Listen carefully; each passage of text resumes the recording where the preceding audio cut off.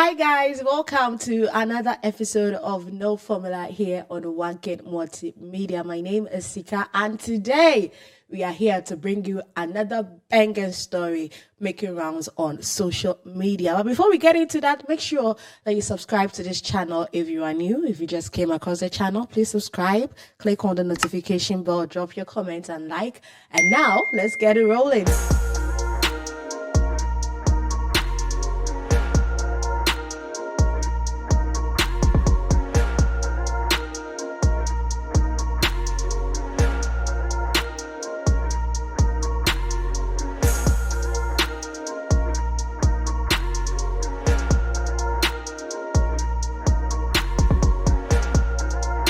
Now, social media is in stitches over a story that has been going viral. And guess where the story is coming from? It's coming from Zambia. Yes, I mean, who would have thought that this new year we are going to start it with such comic and interesting and quite weird and bizarre story. Well, I'm sure you've already heard something like this, but I'm here to give you all the gist and the details of this particular story. Now, social media is in stitches over reports that a drunk Zambian police officer has freed 13 suspects from custody at the Leonard Chilo police station in Lusaka, Zambia. Now, the man or the police officer, he is named Detective Inspector Titus Fury. Yes, and he has reportedly freed some suspect, and he was also reported drunken stupor. He was so drunk to the extent that this man said, Charlie, it's New Year, so you people should go and cross over to the... Well, he was later arrested after fleeing the scene, and according to police spokesperson Rahamunga, he confirmed the incident to BBC News, and he also revealed that Detective Inspector Titus Fury forcibly seized cell keys from a colleague and released the detainees. And the inspector reportedly told the suspects they were free to cross over into the new year. After unlocking the cells. And this is the words, or these are the words of the police officer. He said, in a state of intoxication, Detective Inspector Fury seized the keys from Constable Sarah Banda. He proceeded to unlock both male and female cells, instructing the suspects to leave, stating they were free to cross over into the new year. And out of the 15 suspects that were in custody, 13 of them were able to escape. They were able to cross over into the new year. So those 13 suspects, or those 13 people, are on the run. The police are looking and searching everywhere for them. Now, the drunken police officer, no, he has been arrested, yes. The police officer has been arrested, and those suspects that were held in custody were held on charges of robbery, burglary, assault, and I mean so many bad things. And now they are on the run, and a manhunt has been launched to also find them. Now, out of all of this happening, you know, social media was reacting, people were reacting on it. When you hop on all the other social media platforms, you see it. For me, I saw it on TikTok, yes, because lately it looks like I've been getting some sources there. So I saw it on TikTok, and I decided to do a little digging.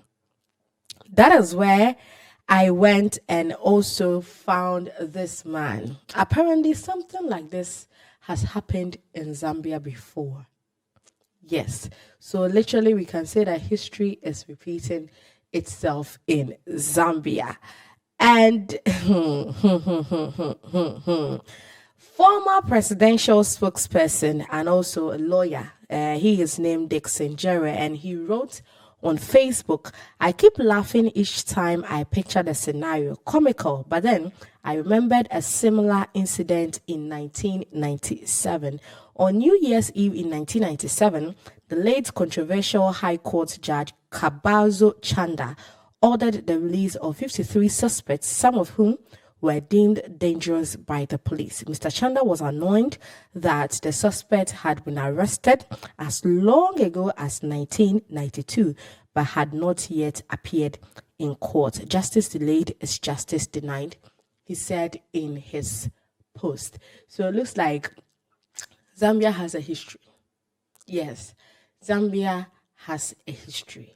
And it's sad that in 2025, in this 21st century, I'm sure we are saying the 21st century, right? Yeah.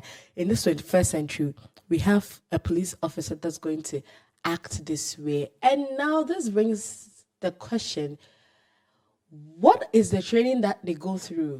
What kind of training do they go through to become police officers, to become inspector, to become a detective? I mean, this man's rank isn't that bad. Yeah, it's quite high. So what does the training actually entails? I don't understand. How can you drink on the job?